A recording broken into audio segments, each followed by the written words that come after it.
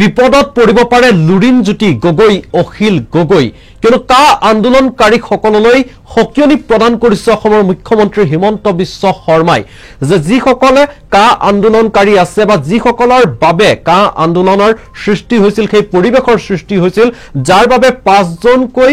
যুৱকে ৰাজপথত মৃত্যুক আকৱালি ল'ব লগা হ'ল বা শহীদ হ'ব লগা হ'ল সেই সকলৰ বিৰুদ্ধে হত্যাৰ গোচৰ ৰুজু কৰা হ'ব 2-4 দিনতেই এই গোচৰ ৰুজু কৰা হ'ব বুলি মন্তব্য কৰিলে অসমৰ মুখ্যমন্ত্ৰী হিমন্ত বিশ্ব শৰ্মাই তেওঁলোকৰ ওপৰত মাৰ্ডাৰ কেছ লগাম টাকাৰ ওপৰত এইবিলাক যিবিলাকে আন্দোলন কৰিছিল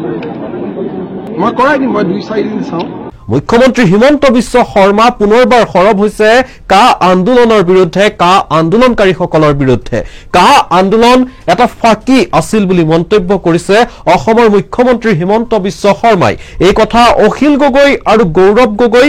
লুৰিণজ্যোতি গগৈয়ে মানি ল'ব লাগিব কা আন্দোলনটো যে এটা ফাঁকি আছিল সেই কথাটো অখিল গগৈ লুৰিণ গগৈ গৌৰৱ গগৈ এইবিলাকে মানি ল'ব আৰু নহলে মই কৰাই দিম আবেগৰ ৰাজনীতি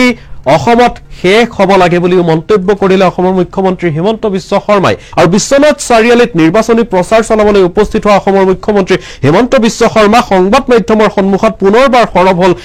এই বিষয়টোক লৈ কা আন্দোলনৰ বিষয়টোক লৈ পুনৰবাৰ সৰব হৈ অসমৰ মুখ্যমন্ত্ৰী হিমন্ত বিশ্ব শৰ্মাই মন্তব্য কৰিলে যে কা আন্দোলনকাৰীসকল বিপদত পৰিব পাৰে কা আন্দোলনকাৰীসকলৰ বিৰুদ্ধে হত্যাৰ গোচৰ ৰুজু কৰিম বুলি হুংকাৰ দিলে অসমৰ মুখ্যমন্ত্ৰী হিমন্ত বিশ্ব শৰ্মাই লগতে প্ৰশ্ন কৰিলে অখিল গগৈয়ে কোৱা কোটি কোটি বা 2 কোটি বাংলাদেশী আজি কোট লুৰিণজ্যোতি গগৈয়ে কোৱা ট্ৰাকে ট্ৰাকে অহা বাংলাদেশীবোৰ আজি কোট সেই ট্ৰাকবোৰৰ এড্ৰেছ মোক লাগে সেই ট্ৰাকবোৰৰ ঠিকনা মোক লাগে বুলিও মন্তব্য কৰিলে অসমৰ মুখ্যমন্ত্ৰী হিমন্ত বিশ্ব শৰ্মাই